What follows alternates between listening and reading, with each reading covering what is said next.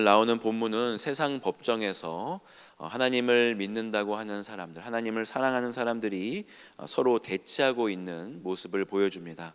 유대인들과 바울이 대치하고 있습니다. 유대인들은 바울을 죽이려고 하였지만 바울은 그들의 위협에 수긍하지 않고 오히려 자신의 주장을 굽히지 않고 있는 것이죠. 유대인들은 자기 스스로를 하나님을 사랑한다고 말하고 선민 의식을 가지고 이 세상을 살아갔습니다. 하나님을 모욕하거나 하나님을 경시하는 일들은 용납하지 않았습니다. 왜냐하면 그들은 스스로를 하나님을 사랑하는 자들, 내가 하나님을 누구보다 더 사랑한다고 생각했기 때문입니다. 종교 간의 갈등과 분쟁이 한번 일어나면 엄청난 일이 일어납니다. 가장 선하고 아름다워야 할 종교가 인생의 가장 참혹한 면을 보여준다는 것을 우리는 역사를 통해 알고 있습니다. 유대인들의 열심은 사랑이 아니었습니다. 그들은 하나님을 이용하였을 뿐 사랑하지 않았습니다. 자신들의 이익을 챙기고 자신들의 명예를 위해서 하나님을 자신들 앞에 내세운 것 뿐이지요. 바울과 유대인들, 겉으로 보기에는 하나님을 사랑하는 사람들의 대치처럼 보이지만 실상은 그렇지 않았습니다. 요한계시록 2장 9절 말씀에 보니까요, 내가 내 환난과 궁핍을 알거니와 실상은 내가 부요한 자니라. 자칭 유대인이라 하는 자들의 비방도 알거니와 실상은 유대인이 아니요 사탄의 회당이라. 하나님이 서머나 교회에게 너가 궁핍한 가운데 참 부유하다고 격려하시면서 교회를 비방하는 유대인들에게 주시는 엄중한 경고의 메시지입니다. 어떻게 하나님이 사람에게 사탄의 회당이라 말하실 수 있으셨을까요? 예수님도 십자가를 지지 못하게 말하는 그런 베드로를 향해서 사탄아 물러가라 라고 하신 것을 기억합니다. 베드로가 사탄이라는 것이 아니라 그의 마음을 격동시키는 사탄을 꾸짖으시고 쫓아내신 것이죠. 유대인들은 자신들이 하나님의 일을 한다 생각하였지만 그것은 사탄의 꾀임에 빠져 놀아나는 것에 불과하였습니다. 그렇다고 모든 분노가 악한 것은 다 아닙니다. 거룩한 분노도 있습니다. 그런데 하나님이 주시는 거룩한 분노와 그렇지 않은 격동은 그 모습이 다릅니다. 어제 본문 22절에 보면 유대인들이 바울의 변론을 듣다가 소리를 버럭 지릅니다. 그리고 하는 말이 이러한 자는 세상에서 없애버리자 소리칩니다. 그리고 옷을 벗어 던지고 티끌을 공중에 날리고 떠듭니다. 그들의 모습은 질서가 없고 마음에 미움과 분노로 가득하고 적개심으로 인해서 보이는 게 없는 상황에 이르게 된 것이죠. 그리고 더 무서운 것은 이런 일을 하면서도 조금의 양심의 가책도 없고 스스로를 자랑스럽게 여긴다는 데 있습니다. 그들은 스스로를 돌아볼 수 있는 능력을 잃어버렸습니다. 하나님의 말씀 앞에 정직하게 설 수 없었지요. 그런 그들이 과연 누구를 하나님께로 인도할 수 있겠습니까? 오늘 본문에 나오는 대제사장은 바울의 말에 불안 증세를 보이고 있습니다. 오늘 본문 2절 말씀입니다. 대제사장 아나니아가 바울 곁에 서 있는 사람들에게 그 입을 치라 명하니. 대제사장은 바울의 입을 치라고 하는데요, 아마 바울이 그의 심기를 건드리는 어떤 말을 했기 때문에 그런 반응을 보인 것 같습니다. 그렇다면 바울은 과연 무슨 말을 하였을까요? 1절 말씀입니다. 바울이 공회를 주목하여 이르되 여러분 형제들아 오늘까지 나는 범사의 양심을 따라 하나님을 섬겼노라 하거늘. 어떻게 보면 이제 말을 시작하지도 않았을 뿐 아니라 인사말 정도 되는 그런 말만 듣고도 이 정도의 반응을 보인 것은 바울이 하는 말을 자체를 듣고 싶지 않았다거나 그의 말 중에 어떤 구절이나 단어라든지 혹은 그의 태도, 뉘앙스 이런 것이 자신의 마음을 격분케 하는 내용이 있었던 것이 분명합니다. 그리고 화가 나면 자기가 직접 치면 될 것을 자신의 손은 더럽히지 않고 다른 사람의 손을 빌려서 치료했던 것이죠.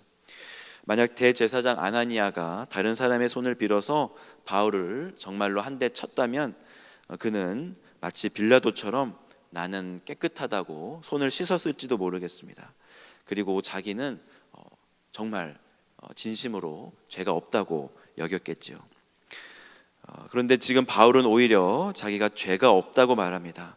자기가 양심에 따라 행동하고 있으며 자신이 하나님을 섬긴다고 말합니다. 아나니아는 정말 화가 납니다.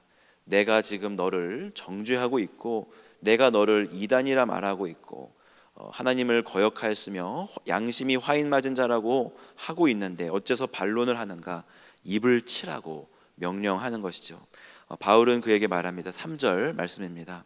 바울이 이르되 회칠한다미여 하나님이 너를 치시리로다. 내가 나를 율법대로 심판한다고 앉아서 율법을 어기고 나를 치라 하느냐 하니. 바울은 말합니다. 아니요, 양심의 화인을 맞은 사람은 바로 당신이요, 회칠한 담처럼 당신은 온갖 더러운 것으로 가득 차 있으면서도 자신의 모습을 볼 수 없어서 겉으로는 깨끗한 척 권위 있는 척 하고 있지 않소.